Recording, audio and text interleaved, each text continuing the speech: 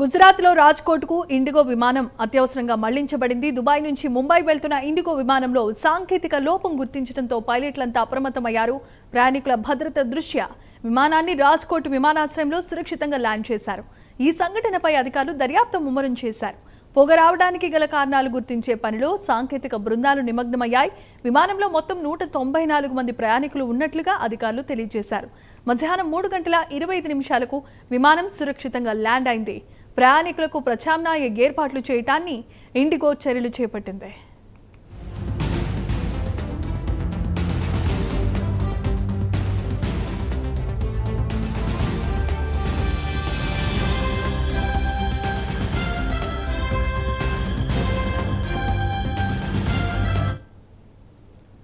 ఇక గుజరాత్లో రాజ్కోట్లో IndiGo flight సాంకేతిక కారణంగా ఆగిపోయినట్లుగా తెలుస్తోంది. ఇదే అంశానికి సంబంధించి మరిన్ని వివరాలను మా నేషనల్ బ్యూరో చీఫ్ కళ అందిస్తారు. కళ,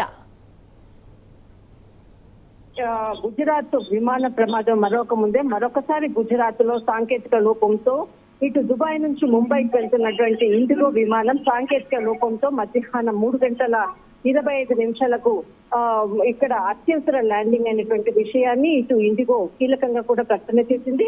దాదాపు దుబాయ్ నుంచి ముంబై వెళ్తున్నటువంటి ఇండిగో 6E1452 అన్నటువంటి విమానము దాదాపు కార్గోలో కొంత కార్గో హోల్డ్ ప్రాంతంలో పొగను కొంత గుర్తించడంతో వెంటనే రాజ్కోట్ విమానాశ్రయంలో అత్యవసర ల్యాండ్ కొరకు అక్కడ ఉండేటటువంటి సిబ్బందికి వెంటనే కాల్ చేయడము, తర్వాత అత్యవసర పరిస్థితిని కూడా ప్రకటించినటువంటిది.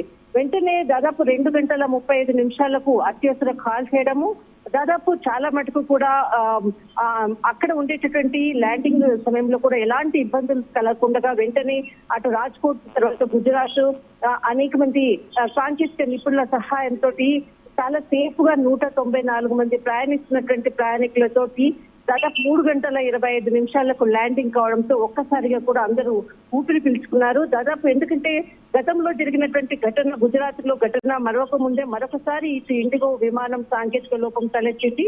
దానికి సంబంధించినటువంటిది వెంటనే గుర్తించడంతో చాలా పెద్ద ప్రమాదం తప్పింది. అందరూ కూడా క్షేమము, ఎవరికి ఎలాంటి గాయం కాలేదు.